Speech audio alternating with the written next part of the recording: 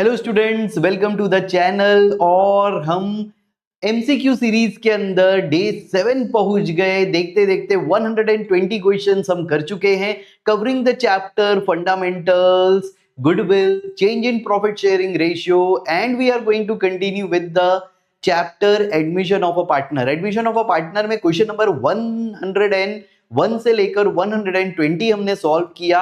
आज seventh day हम solve करेंगे फ्रॉम क्वेश्चन 121 से लेकर 140 तक।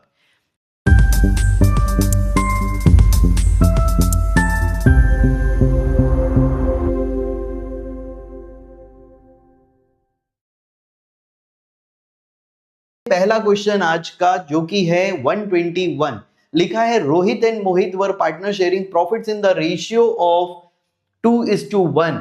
उनका रेशियो 2:1 है। Their capital accounts as on 31 March 2025, credit balance दिखा रहा है यहां पर 1,09,000 और 66,000। उन्होंने साहिल को एडमिट किया 1 अप्रैल 25, 1/5 शेयर के लिए। साहिल लेकर आ रहा है 25,000 शेयर ऑफ गुडविल के लिए। He agreed to contribute capital in new PSR। आपको बताना है amount of capital brought by Sahil. Sahil कितना कैपिटल लेकर आएगा, बस इतना सा पूछा है। एडजस्टमेंट, कैपिटल एडजस्टमेंट का क्वेश्चन है।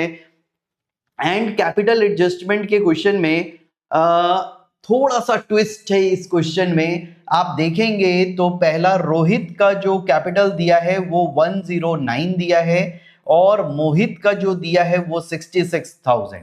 ठीक, तो कई बच्चे 175 को लेकर अगर बना देंगे क्वेश्चन तो गलत हो जाएगा। क्यों? क्योंकि यहां पर कहीं नहीं लिखा है कि ये एडजस्टेड कैपिटल है। अगर ये एडजस्टेड कैपिटल नहीं लिखा है तो इसका मतलब है कि ये जो 25,000 का गुडविल है अभी ये एडजस्ट नहीं हुआ है। हमें गुडविल को भी लेना पड़ेगा। 25,000 का goodwill will be distributed in the sacrificing ratio and वो 25,000 इसमें ऐड होना चाहिए। जितना वो गुडविल का लेकर आ रहा है वो बाकी पार्टनर को मिल जाएगा, रोहित मोहित को। ठीक, तो इसलिए वो भी ऐड होना चाहिए। तो टोटल एडजस्टेड कैपिटल 2 लाख लेकर बनेगा question. 2 lakh total adjusted capital हो गया। वो आ रहा है 1/5 के लिए, तो रिमेनिंग शेयर 4/5 हो गया। उसका रेसिप्रोकल कर लो 5/4। ठीक, ये न्यू कैपिटल निकल कर आया, उसमें शेयर आ जाएगा 1/5। 5 कैंसिल हो गया, डिवाइड बाई 4 मतलब 50,000 रुपीज लेकर आएगा। ठीक, साहिल कितना अमाउंट लेकर आएगा? 50,000। तो आंसर इज डी, 50,000। होप आपको समझ आ गया है। एंड यहां पर बहुत इंपॉर्टेंट बात क्या कि 175 लेकर अगर हम बनाते तो गलत हो जाता। अगर वो ऑप्शन में है भी तो वो गलत हो जाता। तो हमें 25,000 का गुडविल भी लेना पड़ा एडजस्टेड कैपिटल निकालने के लिए। चलो नेक्स्ट क्वेश्चन पर आ जाते हैं। नेक्स्ट क्वेश्चन में लिखा है ए एंड बी शेयर कर रहे हैं प्रॉफिट्स इक्वली। उन्होंने सी को एडमिट किया, इक्वल पार्टनर, वो भी इक्वल पार्टनर है, 1/3 के लिए आ रहा है। And assets were revalued. Inventory revalue हुआ है 20 जबकि उसका बुक वैल्यू 12 था, तो 8,000 का प्रॉफिट आ रहा है। ठीक, मशीनरी वैल्यू हो रहा है 60 जबकि बुक वैल्यू 55 था, तो 5,000 का प्रॉफिट आ रहा है। दोनों प्रॉफिट है। सीज टू ब्रिंग 20,000 कैपिटल का ला रहा है, नेसेसरी कैश ला रहा है गुडविल के लिए, गुडविल 6,000 है। Find the profit loss on revaluation. देखो, आपसे यहां पर कैपिटल बताया, आपको यहां पर गुडविल बताया, लेकिन उसका कोई काम ही नहीं है। उसका कोई काम नहीं है। ठीक, उसका काम नहीं है। यहां पर हमसे मांग क्या रहा है? Profit loss on revaluation. तो यही तो है प्रॉफिट। दोनों एसेट पर प्रॉफिट हो रहा है 13,000, इक्वली डिवाइड हो जाएगा 6,500, 6,500। तो आंसर बी होगा 6,500 और 6,500। ओके, चलो नेक्स्ट क्वेश्चन पर आ जाते हैं। नेक्स्ट क्वेश्चन 123 बोल रहा है सन एंड स्टार पार्टनर्स हैं, शेयर कर रहे हैं in the ratio of 2:1। Moon admit हो रहा है, न्यू PSR दिया है 332। मून लेकर आ रहा है following asset towards his share of goodwill and share of goodwill और कैपिटल के लिए वो ये एसेट्स लेकर आ रहा है, मशीनरी, फर्नीचर, स्टॉक और cash. If his capital is considered, capital उसका कितना है? 380। तो आपको गुडविल ऑफ द फर्म निकालना है। ध्यान से गुडविल ऑफ द फर्म निकालना है। यहां पर इनकमिंग पार्टनर मून का गुडविल नहीं मांगा है, पूरे फर्म का गुडविल मांगा है, इस पर ध्यान रखना। ठीक, तो सबसे पहले तो इस एसेट का टोटल लगाओ, वो टोटल एसेट्स कितना ला रहा है, तो 4,50,000 वो एसेट्स का लेकर आ रहा है। ये गुडविल और कैपिटल दोनों का अमाउंट है, तो सबसे पहले उसके कैपिटल के अमाउंट को अलग कर दो, तो बचा ये गुडविल का अमाउंट। ये जो 70,000 है ये मून का शेयर ऑफ गुडविल है, लेकिन हमें फर्म का चाहिए, तो आपको मून के शेयर ऑफ गुडविल में रेसिप्रोकल करना पड़ेगा मून का शेयर। मून का शेयर कहां है, यहां मिल जाएगा 2, तो 2/8 मतलब 1/4, तो इसको इंटू 4 कर दो, तो पूरे फर्म का गुडविल जो आ रहा है वो 2,80,000 आ रहा है। ठीक, ध्यान रखना 2,80,000। देखो आंसर में एक 70 भी दिया हुआ है, लेकिन ये गलत है। ये किसका है, ये मून का शेयर ऑफ गुडविल है, हमसे मांगा गया है किसका गुडविल, हमसे मांगा गया है फर्म का गुडविल, इसलिए आंसर 2,80,000 होगा। ठीक, समझ आ गया। चलो नेक्स्ट क्वेश्चन पर आते हैं। 124 लिखा है इंदु विजय पवन पार्टनर्स हैं, शेयर कर रहे हैं 433 में, उन्होंने सुभाष को एडमिट किया with effect from 1 April. New profit sharing ratio among Indu Vijay Pawan Subhash 3322 है। An extract of balance sheet दिया हुआ है, नीचे इन्वेस्टमेंट मार्केट वैल्यू और इन्वेस्टमेंट फ्लक्चुएशन रिजर्व है। Which of the following is the correct accounting treatment of investment fluctuation reserve at the time of Subhash admission. इसका option अलग page में है, नेक्स्ट पेज पर है, ये ABCD ये ऑप्शन है आपके। तो यहां पर IFR में कितना पैसा है बच्चे, 80,000। हमारे पास इन्वेस्टमेंट्स कितने का है, 90, और वो कम होकर कितना हो गया, 80, मतलब कम कितने से हो रहा है, 10,000 से। तो एंट्री क्या होना चाहिए, IFR डेबिट हो जाएगा। मैं पूरा एंट्री बता देता हूं आपको। IFR डेबिट हो जाएगा 80,000, टू इन्वेस्टमेंट्स लिखेंगे, इन्वेस्टमेंट्स कम हो जाएगा 10,000, और जो 70,000 बचा हुआ है वो ओल्ड पार्टनर के बीच में डिस्ट्रीब्यूट हो जाएगा, इंदु विजय और पवन। ठीक, इंदु विजय पवन 70,000 बचा है, 70,000 will be distributed in the ratio of 433। ठीक, तो 28,000, 21,000 एंड 21,000। ठीक, तो हम देख लेते हैं ये आंसर कौन से में दिया है। ठीक, डी दिख रहा है, डी है आंसर, डी में दिख रहा है इन्वेस्टमेंट फ्लक्चुएशन रिजर्व। ठीक, इन्वेस्टमेंट फ्लक्चुएशन रिजर्व डेबिट हो रहा है 80,000 से, टू इन्वेस्टमेंट्स 10 और टू इंदु विजय पवन 28, 21, 21। ठीक है, चलो नेक्स्ट पर आ जाते हैं। नेक्स्ट में लिखा हुआ है अशोक एंड सुधा पार्टनर्स हैं इन अ फर्म, शेयर कर रहे हैं profit losses in the ratio of 3:1। Ashok और सुधा 3:1 में शेयर करते हैं। उन्होंने बानी को एडमिट किया, अशोक ने सेक्रीफाइस किया 1/4 ऑफ हिज शेयर और सुधा ने सेक्रीफाइस किया 1/4, दोनों ने 1/4 सेक्रीफाइस किया है अपने में से। आपको बताना है बानी का share of profits in the firm will be, बानी का शेयर ऑफ प्रॉफिट क्या आएगा, तो बानी का शेयर ऑफ प्रॉफिट आएगा, अशोक ने सेक्रीफाइस किया 3/4 का 1/4 और उसने किया 1/4 का 1/4। ध्यान रखना यहां पर 1/4 ऑफ हिज शेयर बोला है, इसलिए उसके शेयर में मैंने मल्टीप्लाई कर दिया 1/4, तो ये निकल कर आ गया 3/16 और ये निकल कर आ गया 1/16, तो 4/16 इसको हम 1/4 लिख सकते हैं। तो यहां पर देख लो 1/4 कौन सा आंसर है, सी। ठीक, इजी क्वेश्चन था। ठीक, सिर्फ आपको ये पता होना चाहिए 1/4 दे रहा है तो आपको 1/4 से मल्टीप्लाई करना है। ये पहला अशोक का सेक्रीफाइस हो गया, ये सेक्रीफाइस हो गया सुधा का, और दोनों को प्लस कर दें तो वही आ गया बानी का। ठीक, तो 1/4 आंसर है यहां पर। नेक्स्ट क्वेश्चन में बोल रहा है अनीता और बबीता पार्टनर्स हैं in the ratio of 3:1। Savita admit हो रही है 1/5 शेयर ऑफ प्रॉफिट्स के लिए। Savita was unable to bring share of goodwill, वो गुडविल प्रीमियम नहीं ला पा रही है। जर्नल एंट्री डला हुआ है Savita current to Anita to Babita. आपको न्यू PSR बताना है, न्यू PSR बताना है बच्चे। न्यू PSR कैसे निकलेगा, आपको समझ आ रहा है कैसे निकलेगा। ये जो है गुडविल कौन से रेशियो में बांटा जाता है, सैक्रिफाइसिंग रेशियो। तो ये सैक्रिफाइसिंग रेशियो है 8:16 मतलब 1:2। ये क्या है बच्चे, ये है सैक्रिफाइसिंग रेशियो। ठीक, तो सैक्रिफाइसिंग रेशियो से पहले सैक्रिफाइस निकालना पड़ेगा। ठीक, अनीता का सैक्रिफाइस निकालो जरा। अनीता का सैक्रिफाइस कितना आ रहा है? वो आएगा 1/5। ठीक, न्यू पार्टनर कितने के लिए आ रही है? 1/5, उसमें उसका सैक्रिफाइस 1/3 है। ठीक, तो 1/15 आ गया। ठीक, तो अनीता का न्यू शेयर निकाल लेते हैं। अनीता का न्यू शेयर आ जाएगा, पहले कितना था बच्चे? 3/4, उसमें से 1/15 माइनस कर देते हैं तो 60 एलसीएम आ गया। 45 माइनस 4, 41/60।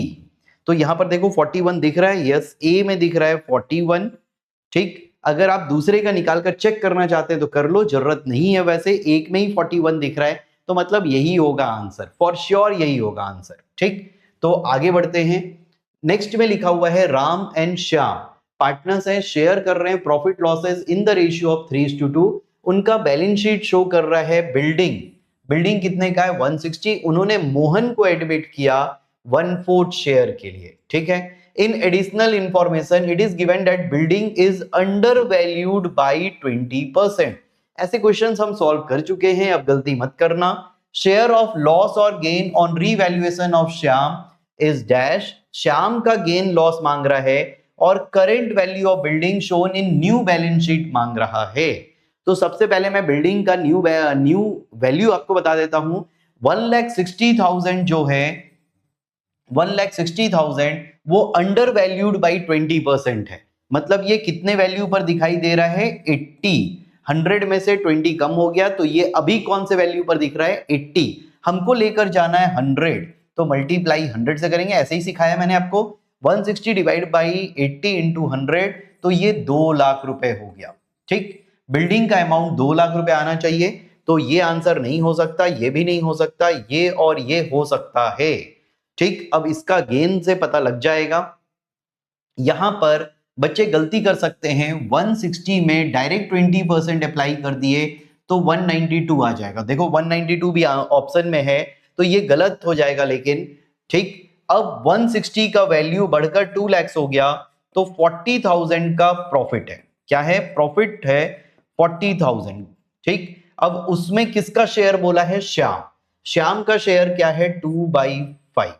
ठीक, तो कितना आ रहा है? 16,000। अब देखो श्याम का 16,000 मतलब आंसर सी है, गेन ऑफ ₹16,000 और बुक और वैल्यू ऑफ बिल्डिंग कितना आ जाएगा? 2 लाख रुपीस। ठीक, चलो अगले क्वेश्चन पर आ जाते हैं। 128 लिखा है accounting standard 26 requires that goodwill is to be recorded in the books of accounts only when money और money's worth has been paid for it. ठीक, पहले किसी जगह पर मैंने आपको बताया हुआ है AS 26 जो है वो इसी बारे में बात करता है, इनटेंजिबल एसेट्स के बारे में। और वहां लिखा हुआ है कि कभी भी कोई भी इनटेंजिबल एसेट जब तक उसके लिए पेमेंट ना हुआ हो, परचेज ना हुआ हो, तब तक वो हमारे बैलेंस शीट में नहीं लिख सकते। सेल्फ जनरेटेड को हम नहीं लिख सकते हैं। ठीक, तो यहां पर पूछ क्या रहा है वो देखते हैं। At the time of admission Vivan a new partner was unable to bring goodwill. वो गुडविल नहीं ला पा रहा है, ठीक, in cash. So according to accounting standard 26 his current account credit होगा, करंट अकाउंट डेबिट होगा, कैपिटल अकाउंट डेबिट होगा, कैपिटल अकाउंट क्रेडिट होगा। तो उसका करंट अकाउंट को डेबिट किया जाता है, करंट अकाउंट से एडजस्ट किया जाता है। ठीक, जो इनकमिंग पार्टनर होता है उसके करंट अकाउंट को डेबिट करते हैं और जो सेक्रीफाइसिंग पार्टनर होते हैं उनको क्रेडिट कर दिया जाता है। ठीक, होप आपको समझ आ गया होगा। अगले क्वेश्चन पर चलते हैं। Question number 129, for which of the following situations the old PSR of partners is used at the time of admission of a partner। बोल रहा है for which of the following situation पुराना रेशियो पार्टनर का use करेंगे हम, old ratio. तो पढ़ते हैं इसको। when new partner brings only a part of his share of goodwill। अगर न्यू पार्टनर टोटल गुडविल में से वो कुछ पार्ट लेकर आ रहा है, जैसे उसका शेयर ऑफ गुडविल 1 लाख का है लेकिन उसमें से वो सिर्फ 40,000 ला रहा है, तो जो 40,000 है उसके लिए हम सेक्रीफाइसिंग रेशियो यूज करते हैं, ओल्ड रेशियो यूज नहीं करते हैं। तो यहां पर कौन सा रेशियो यूज होता है? Sacrificing. When new partner is not able to bring goodwill, वो गुडविल नहीं लाता है तो करंट अकाउंट से एडजस्ट करते हैं, जैसे पिछले क्वेश्चन में पूछा, और बांटते अगेन सेक्रीफाइसिंग रेशियो में है। ठीक, when eight the time of admission goodwill पहले से अपीयर कर रहा है, ऑलरेडी अपीयर, ठीक, तो इसको हम ओल्ड रेशियो में बांटते हैं, ओल्ड पीएसआर, ठीक, राइट ऑफ करते हैं। New partner brings in his share of goodwill in cash, cash में गुडविल लेकर आता है तो वो भी सैक्रिफाइसिंग रेशियो। तो ये तीन जगह सैक्रिफाइसिंग यूज होता है, यहां पर ओल्ड यूज होता है। तो आपसे यही पूछ रहा था कहां पर ओल्ड रेशियो यूज होता है, ठीक, eight the time of admission of a partner old PSR कहां यूज होता है, तो सी होगा आंसर, जहां पर गुडविल पहले से अपीयर कर रहा है, ठीक। नेक्स्ट क्वेश्चन, क्वेश्चन नंबर 130 बोल रहा है ए और बी पार्टनर है in a firm sharing profits and losses in the ratio of 3:2। A new partner C आ रहा है, ए सरेंडर कर रहा है 1/15 ऑफ हिज शेयर, ऑफ बोल रहा है मतलब मल्टीप्लाई करके निकालना पड़ेगा, in favour of C, and B surrender कर रहा है 2/15 of his share in favour of C. तो न्यू पीएसआर आपसे मांग रहा है, न्यू पीएसआर, ठीक। तो न्यू पीएसआर के लिए हमें सबसे पहले तो ए का सेक्रीफाइस निकालना पड़ेगा, ए का सेक्रीफाइस निकालते हैं। ए का सेक्रीफाइस कितना आ जाएगा बच्चे, वो अपने में से 3/5 में से वो निकाल कर दे रहा है 1/15, ठीक, 1/15, तो वो कितना दे रहा है 3/75। अब ए का न्यू शेयर निकाल कर देखते हैं, हो सकता है पहले ही बार में आंसर मिल जाए। 3/5 में से 3/75 माइनस कर देते हैं, 75 एलसीएम हो गया, ठीक, 45 माइनस 3 तो 42/75 आ गया, 42/75, तो एक ही जगह दिख रहा है 42/75, ठीक। आपको अगर दूसरे का निकाल कर देखना है तो देख सकते हैं, देखो चेक करा देता हूं, 2/5, इसमें ये सैक्रिफाइस कर रहा है 2/15, तो ये आ गया 4/75, 2/5 में से 4/75 माइनस कर देते हैं, 75 एलसीएम हो गया, ठीक, 30 में से 4 कम कर दो तो 26/75, देखो 26 भी आ गया, ठीक, तो 7 भी आ जाएगा। ओके, यहां तक समझ में आया आपको। नेक्स्ट क्वेश्चन पढ़ते हैं। नेक्स्ट क्वेश्चन 131 में लिखा है Aditya and Shiv, Aditya and Shiv partners हैं, capitals of 3 lakh and 2 lakh respectively. Naina admit हो रही है 1/4 शेयर के लिए in the profits of the firm, Naina लेकर आ रही है 120 शेयर ऑफ गुडविल का और 240 कैपिटल का। Amount of goodwill premium credited to Aditya, Aditya को कितना गुडविल जाएगा ये पूछा जा रहा है, ठीक, आदित्य को कितना गुडविल का पैसा जाएगा ये पूछा जा रहा है। सबसे पहले तो इनका शेयर नहीं दिया है, पीएसआर तो 1:1 होगा, और न्यू पार्टनर का शेयर 1/4 है, इसके अलावा कुछ नहीं बताया, तो जो 1:1 है वही सैक्रिफाइसिंग रेशियो होगा। तो 120 दोनों को आधा आधा मिल जाएगा 1:1 में, तो आधा कर दो 120 का, तो 60,000 आंसर होना चाहिए।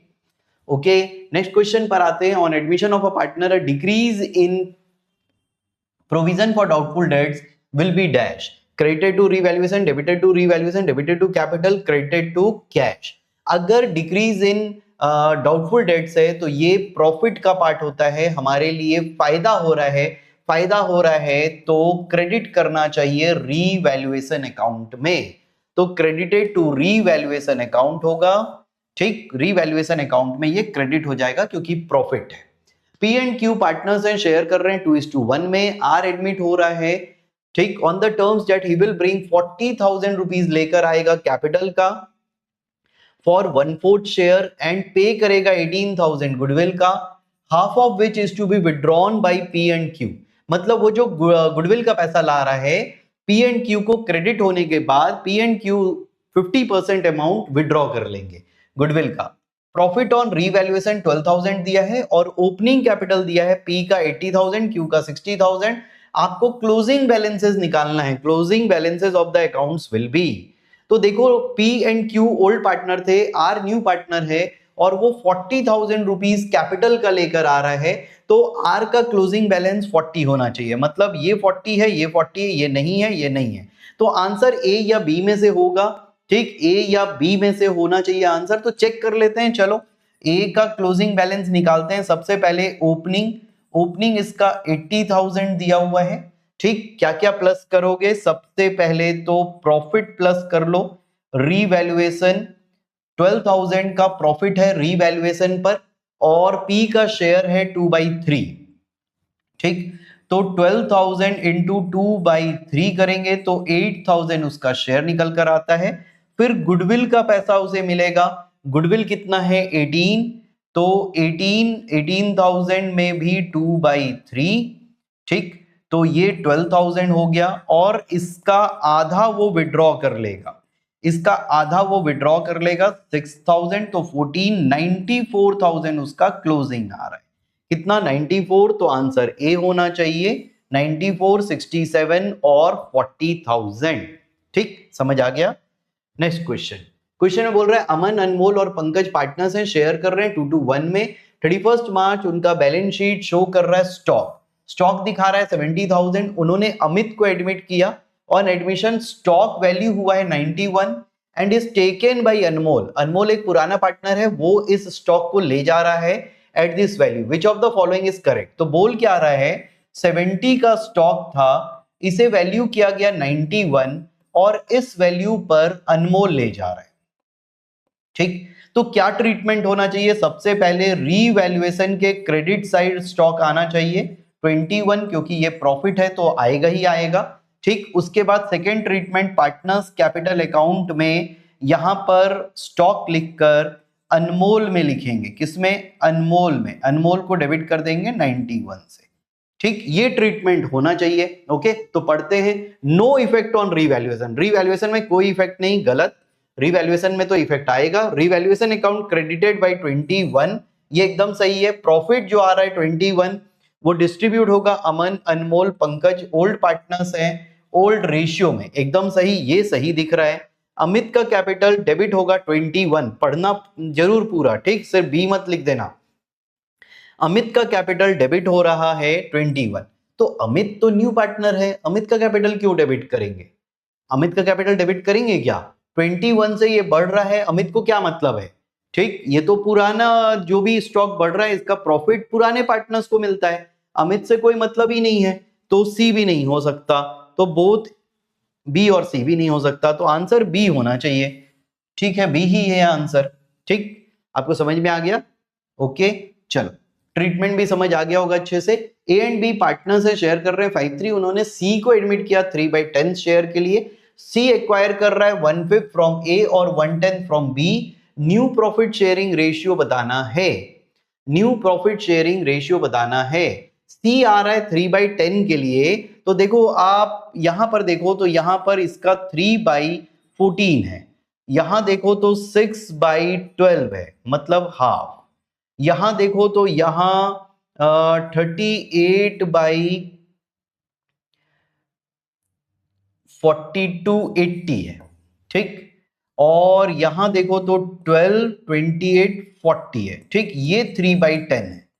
ठीक, और ये कितने के लिए आ रहा है? 3/10, तो और कुछ करने की जरूरत ही नहीं है। ठीक, डी होगा आंसर। ओके, समझ आया क्या? ठीक, मैंने सिर्फ सी का देख लिया, सी का शेयर 3/10 था, इसमें से सिर्फ एक में 3/10 आ रहा है, बस आंसर पता लग गया।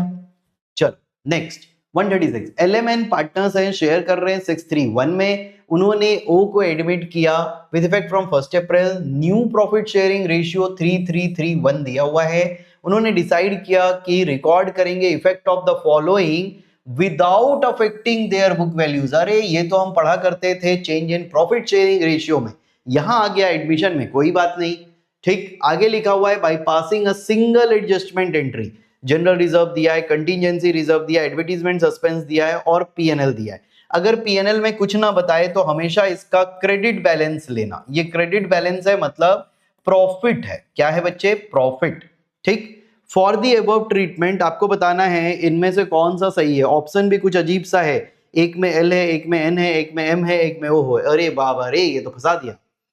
ठीक, तो यहां पर देखो सबसे पहले तो बोल रहा है कि वैल्यूज को अफेक्ट नहीं करना है। अगर वैल्यूज को अफेक्ट नहीं करना है तो सेम चीज करेंगे प्रॉफिट के लिए, गेनिंग टू सैक्रिफाइसिंग, और लॉस के लिए सैक्रिफाइसिंग टू गेनिंग। तो सबसे पहले तो इनका नेट अमाउंट निकालो जरा। नेट अमाउंट क्या आ रहा है देखो जरा, ये नेगेटिव है बाकी सब पॉजिटिव है, तो ये 90 हो गया, 90 और 180 270 आ रहा है। ठीक, 270 इसका आ रहा है, तो ये वाला अप्लाई होगा गेनिंग टू सेक्रीफाइसिंग। प्रॉफिट आ रहा है गेनिंग टू सेक्रीफाइसिंग। ठीक है, तो मैं एक एक करके देख लेता हूं। एल का निकालते हैं। एल का 6/10 था पहले, अब उसका 3/10 हो गया, तो 3/10 उसका सेक्रीफाइस आ रहा है। सेक्रीफाइस आ रहा है तो उसे क्रेडिट करना चाहिए। ठीक, यहां क्रेडिट ही लिखा है, देख लेते हैं। 270 मल्टीप्लाइड बाई 3/10 तो 81 आ रहा है, जबकि यहाँ 36 लिखा है, तो ये आंसर नहीं हो सकता, ए तो नहीं है। अब दूसरे में एम लिखा है, एल के बाद एम आता है। ठीक है, एम तो इजी दिख रहा है, क्यों? क्योंकि पहले भी 3/10 था, अभी भी 3/10 है, तो 0 हो गया। ठीक, तो एम का भी नहीं हो सकता। अब एन को चेक कर लेते हैं। एन का पहले था 1/10 और अब हो गया 3/10। ठीक, तो यहां पर -2/10 आ रहा है, तो ये गेन है बच्चे। क्या है? गेन।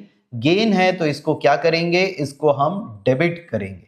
डेबिट कितने से करेंगे? डेबिट करेंगे 270 मल्टीप्लाइड बाई 2/10, तो मतलब 54,000। तो यहां क्या लिखा है? And debit by 54। Very good, यही है आंसर। एंड डेबिट हो रहा है 54,000 से।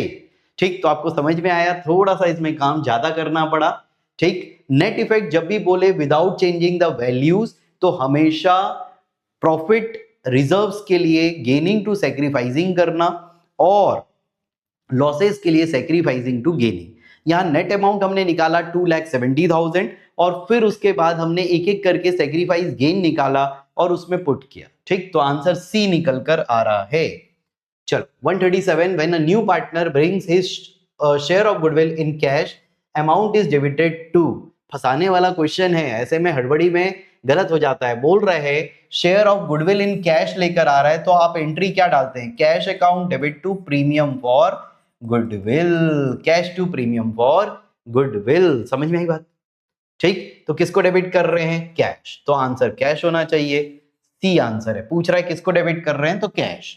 ठीक, चलो 138, रीवैल्यूएशन अकाउंट रियल होता है, nominal, personal, none of the above. ये तो आपको आता होगा एकदम अच्छे से। रीवैल्यूएशन अकाउंट में हम क्या लिखते हैं बच्चे? प्रॉफिट लॉस लिखते हैं। क्या लिखते हैं? Profit loss.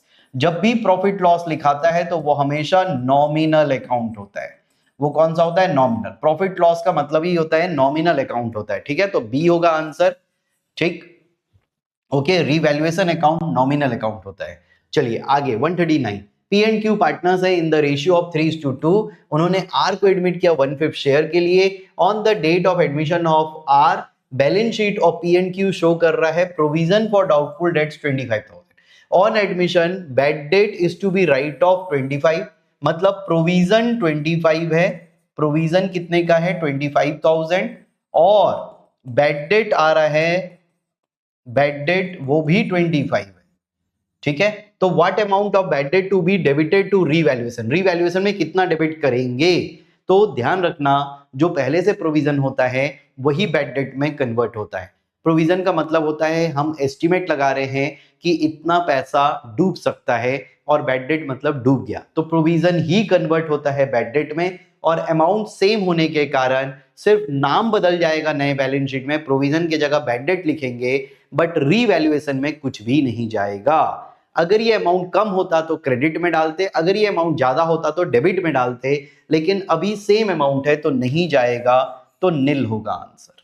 ठीक, last question, angle and circle were partners in a firm. उनका बैलेंस शीट शो कर रहा है फर्नीचर 2 लाख रुपए, stock 140, debtors 162, creditors 60। Square, angle और सर्कल पार्टनर है, स्क्वायर एडमिट हो रहा है and new profit sharing ratio 2:3:5 है। ठीक, stock was revalued at 1 lakh. Stock पहले कितना था? 140, अभी 1 लाख हो गया। Creditors of 15,000 not likely to claim, debtors 2,000 है become irrecoverable and provision for doubtful debts provided 10%।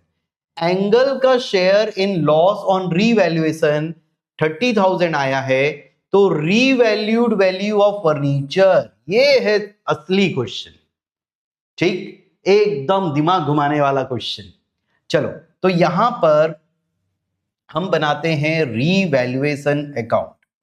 ठीक, यहां पर बोल क्या रहा है, रीवैल्यूएशन अकाउंट में साथ साथ देखो, आपको समझ में आ जाएगा। सबसे पहले तो बोल रहा है स्क्वायर एडमिट हो रहा है और वैल्यूज चेंज हो रहे हैं। स्टॉक 140 से 1 लाख हो गया, मतलब लॉस है। तो यहां पर लिख दो स्टॉक, मैं आपको पूरा बना के दिखा रहा हूं ताकि आपका कॉन्सेप्ट क्लियर हो। स्टॉक 40,000 रुपीज, यहां 40,000 का लॉस हो गया। दूसरा, आगे क्या बोल रहा है, creditors 15,000 not likely to claim. तो क्रेडिटर्स में हमको फायदा हो रहा है, हमको 15,000 पे नहीं करना है, तो ये फायदा हो गया। ठीक, डेटर्स 2,000 का इररिकवरेबल, तो यहां पर बैड डेट आ गया। ठीक, बैड डेट कितने का आ गया, 2,000। और फिर प्रोविजन बनाने बोल रहा है। ठीक, प्रोविजन तो आपको मालूम है ना कैसे बनता है, 10% बनाना है। तो देखो डेटर्स कितने के हैं, 162। ठीक, 162 के डेटर्स हैं, उसमें से 2000 बैड डेट हो गया। अब इसका 10%, ठीक, तो 16,000 आ रहा है। कितना आ रहा है, 16। ठीक है, यहां तक समझ आ गया आपको।